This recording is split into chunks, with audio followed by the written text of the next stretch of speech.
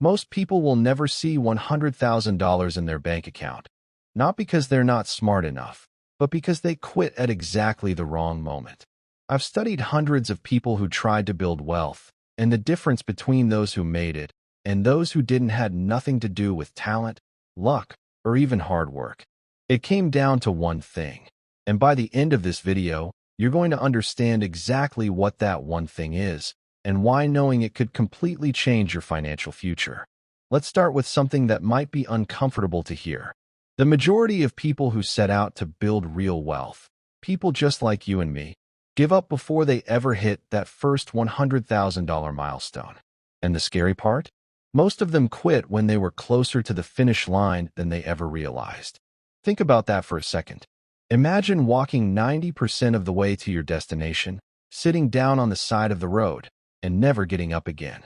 That's exactly what's happening to millions of people right now. They start the journey with energy, excitement, and big dreams.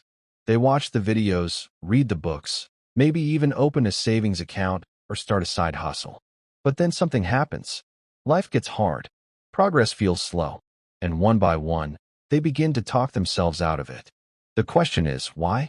Why do so many intelligent, motivated people fail to cross that $100,000 line? The answer isn't laziness. It isn't bad luck. It's something much deeper and much more predictable than that. Here's the first thing you need to understand. Building wealth is not a straight line. Nobody tells you this when you're starting out. Every YouTube video, every Instagram post, every success story you see online makes it look clean and simple. Guy starts broke. Guy works hard. Guy hits $100,000. Guy buys a nice car. Roll credits. But the real journey? It looks nothing like that. It's messy. It's slow.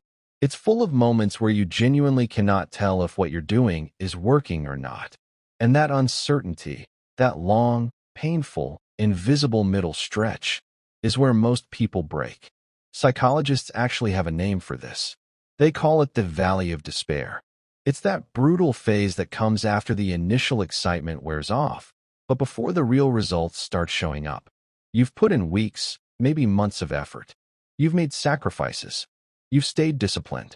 And yet your bank account still doesn't look that different from where you started. This is the most dangerous moment in any wealth-building journey.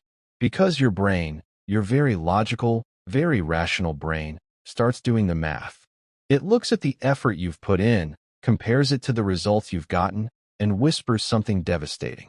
It says, maybe this just isn't working for you. And that whisper is where dreams go to die. Not in failure, not in disaster, but in a quiet moment of self-doubt that feels completely reasonable at the time. So let's talk about why that whisper feels so convincing, because understanding this is going to change the way you think about money forever. When you first start your wealth-building journey, you're full of energy. You cut expenses, you start saving, maybe you launch a side hustle or start investing. And for a little while, the excitement itself carries you forward. You don't even need results yet. The feeling of doing something is enough. But here's the brutal truth about building your first $100,000. The early stages are deliberately, almost cruelly slow. Let's say you manage to save $500 a month. That's actually really good, better than most people. But after 3 months, you've only got $1,500. After 6 months, $3,000. You're staring at a $100,000 target. And after half a year of genuine discipline and sacrifice, you've covered just 3% of the distance. That doesn't feel like progress. That feels like defeat. This is what I call the visibility problem. In the beginning, your progress is real, but it's invisible. The habits you're building, the financial muscles you're developing, the knowledge you're gaining. None of it shows up clearly in your bank balance yet. And because humans are wired to need visible proof that something is working, this invisible progress period feels exactly the same as going nowhere. And so people stop. They tell themselves they'll restart when things are more stable, when they earn more money, when life slows down. But that restart never comes. Because the conditions never get perfect, they just get different. Now let's talk about something that the 5% understand deeply, and the 95% almost never figure out until it's too late. There is a phase in every single wealth-building journey called the compounding lag. And if you don't know about it going in, it will absolutely destroy your motivation before you ever get to see the results. Here's what it means. Every positive financial decision you make today, every dollar you save, every debt you pay down, every investment you make, does not show its full impact immediately. It lags. It sits quietly in the background, building pressure, building momentum, building power. And then one day, seemingly out of nowhere, it explodes into visible results. Think of it like pushing a giant boulder up a hill. For the longest time, you're pushing with everything you have, and the boulder is barely moving. Your arms are burning. Your legs are shaking. You're questioning every life decision that brought you to this moment. But what you don't realize is that underneath the surface, something extraordinary is happening. Friction is being overcome. Momentum is being built. The boulder is shifting, millimeter by millimeter, in ways your eyes simply cannot detect yet. And then it happens. The boulder tips. And suddenly it's not you pushing it anymore. It's rolling on its own, faster and faster, and your job becomes simply not getting out of the way. That is exactly what building your first $100,000 feels like. The first $10,000 takes forever. It feels like you're bleeding for every single dollar. You sacrifice weekends, you skip meals out, you say no to holidays, and your progress still feels laughably slow compared to the size of your goal. Pain. But here is what changes everything, and I mean everything. Once you have money working alongside you, the game completely shifts. Your savings start generating returns. Your investments start compounding. The financial decisions you made 12 months ago start paying dividends today. And suddenly, that painfully slow crawl begins to feel like a sprint. The people who quit in month 4, month 6, month 10, they never got to feel that shift. They walked away just before the boulder tipped. And the tragedy is, they will never know how close they actually were. So now you understand the compounding lag. But knowing about it and actually surviving it are two completely different things. Because information alone doesn't keep you going when life is pressing down on you from every direction. So let's talk about what actually separates the 5% from the 95% in practical, real-world terms. The first thing the 5% do differently is this. They completely redefine what progress looks like. This is so important that I want you to stop and really think about it. The 95% measure progress only one way, by looking at their bank balance. And when that number moves slowly, they conclude that nothing is working. But the 5% track something completely different. They track their habits. They track their consistency. They track their financial knowledge. They celebrate the month they didn't touch their emergency fund. They celebrate the week they cooked at home every single day. They celebrate the moment they understood how index funds work for the first time. Why does this matter so much? Because when you measure the right things, you always have evidence that you're moving forward. And when you always have evidence that you're moving forward, your brain stays motivated. It stays engaged. It keeps showing up. But when you only measure your bank balance in the early stages, you are almost guaranteed to feel like a failure, because the numbers simply won't reflect the real work you're putting in yet. The 5% also do something else that most people never even consider. They aggressively protect their belief system. They understand that their biggest enemy is not the economy, not their income level, not their circumstances.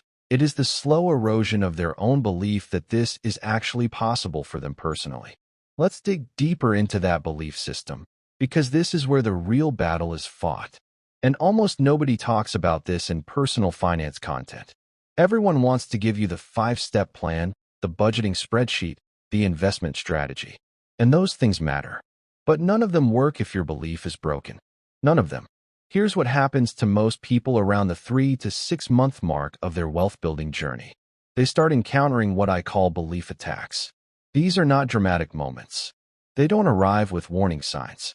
They show up quietly, disguised as perfectly reasonable thoughts.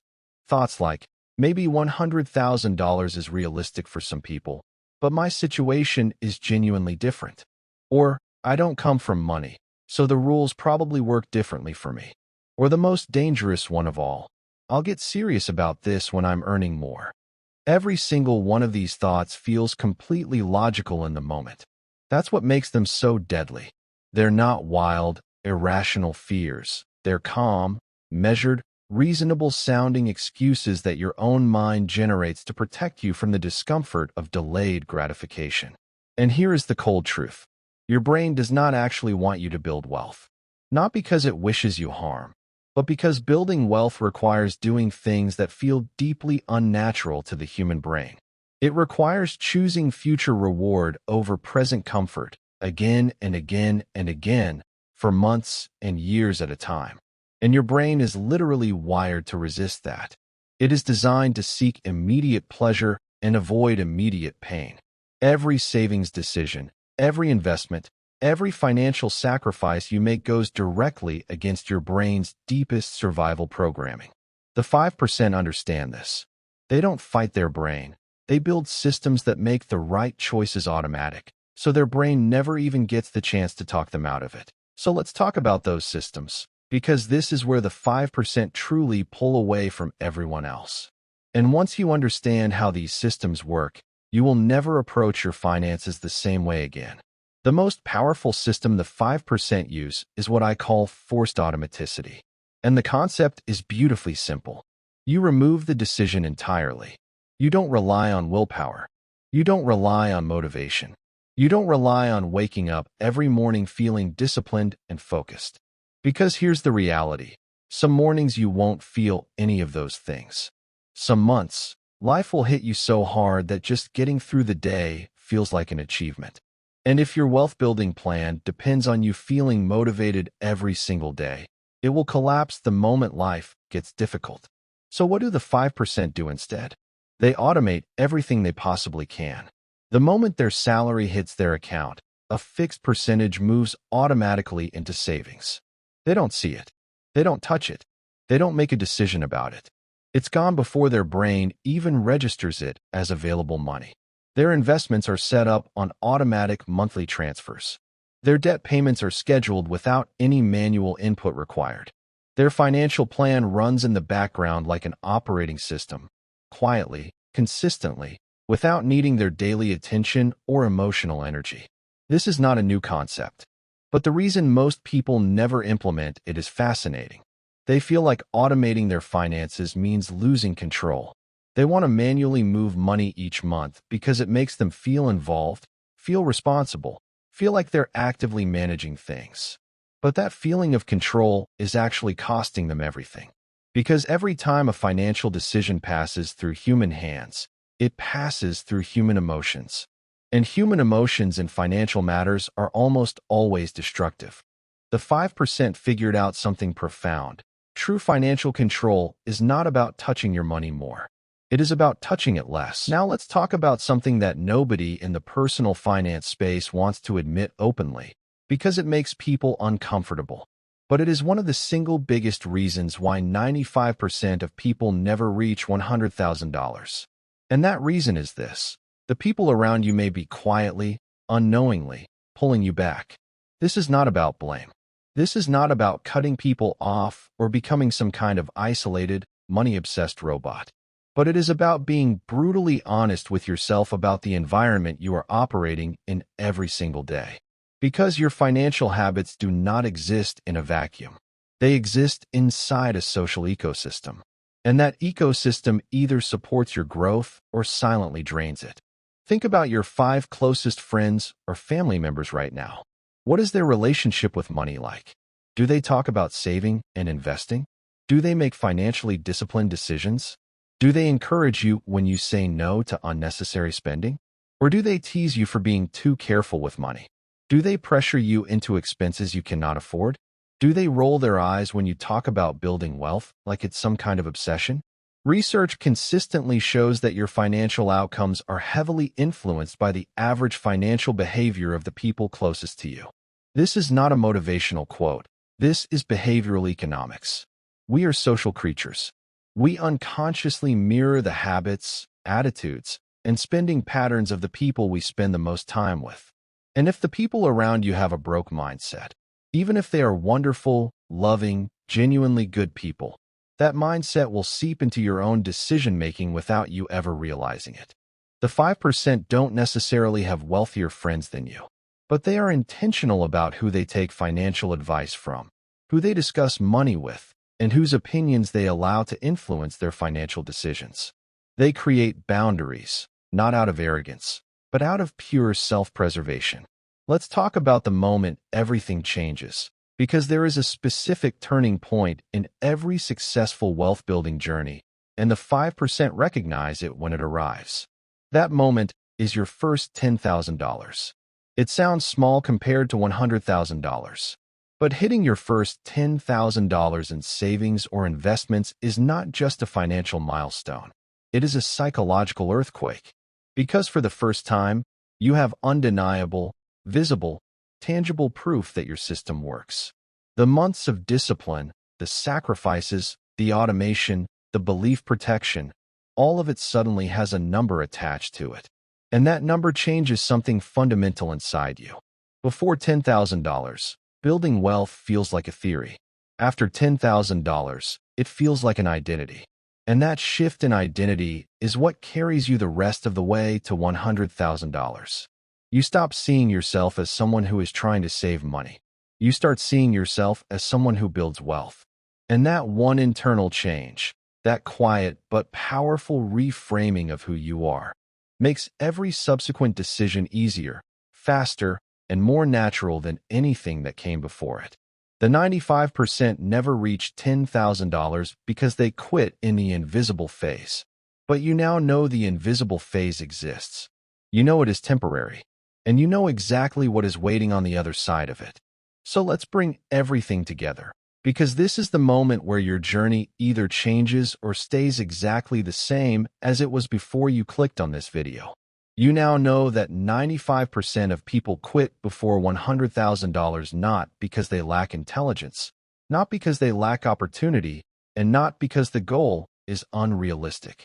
They quit because they don't understand the valley of despair. They quit because they measure the wrong things during the invisible phase. They quit because their belief system slowly erodes under the weight of delayed gratification. They quit because their environment drains them without them ever noticing. And they quit because they never build systems that remove the decision from human hands.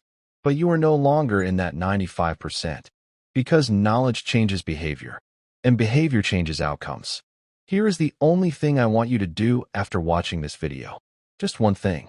Decide today, not tomorrow, not next Monday, not when your next paycheck arrives. Decide today that you are the kind of person who does not quit before $100,000.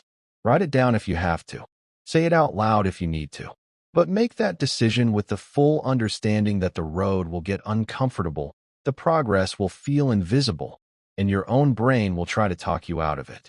And then build your system anyway. Automate anyway. Protect your belief anyway. Show up anyway. Because the $100,000 milestone is not the finish line. It is the starting line. It is the moment where money stops being something you chase and starts being something that works for you. It is the moment where everything you sacrificed finally starts paying you back with interest. The boulder is waiting. All you have to do is refuse to stop pushing.